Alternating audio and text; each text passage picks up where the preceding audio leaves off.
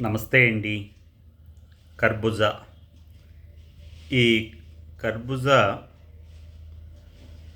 ఈ కాయ నీటి శాతం కలిగి ఉంటుందంటండి. ఎక్కువగా నీటి శాతం ఉండటంలో వేసవికాలంలో దాహం ఎక్కువ వేస్తూ ఉంటుంది. ఈ దప్పిక వగైరా తీరటానికి ఈ నీటి శాతంతో కూడిన ఈ కర్బూజా ముక్కలు తినటం చాలా మంచిదని పెద్దలు చెప్తూ ఉంటారు. సుమారుగా 100%లో 95% నీటి శాతం కలిగి ఉంటుందంటండి.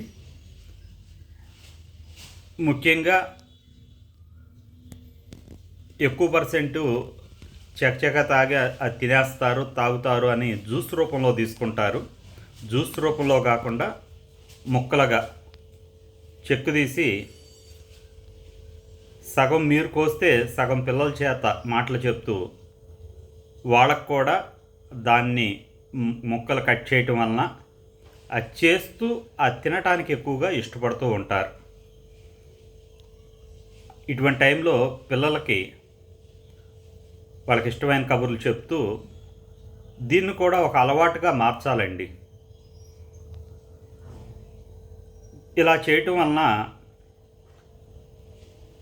శరీరానికి నీటి శాతం అందుద్ది. వేసవికాలంలో చెమట రూపంలో ఎక్కువగా మనకి కొన్ని లవణాలు పోతాయి కాబట్టి దీని ద్వారా మనం శరీరానికి అందించగలుగుతామని చెప్తూ ఉంటారు. అలాగే జీర్ణ వ్యవస్థ ఆకలి పెంచుద్ది. అరుగుదలకు కూడా బాగా ఉపయోగం అవుతుంది. ఇప్పుడు వయసుతో సంబంధం లేకుండా పిల్లలకి రకరకాల ఫుడ్స్ తినటం వలన జీర్ణశక్తి కూడా ఇబ్బంది కలుగుతుంది. అటువంటి వాటికి కూడా ఇది చెక్ పెడద్దని పెద్దలు చెప్తూ ఉంటారు. నేనైతే దీన్ని ఇష్టంగా తింటానండి. మరి మీరు కూడా తింటారు కదా. పిల్లలను కూడా అలవాటు చేయండి. మన భారతదేశంలో విరివిగా వస్తూ ఉంటాయి.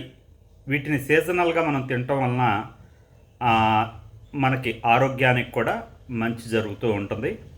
అంతా శుభం జరుగుద్ది. జై శ్రీమన్నారాయణ.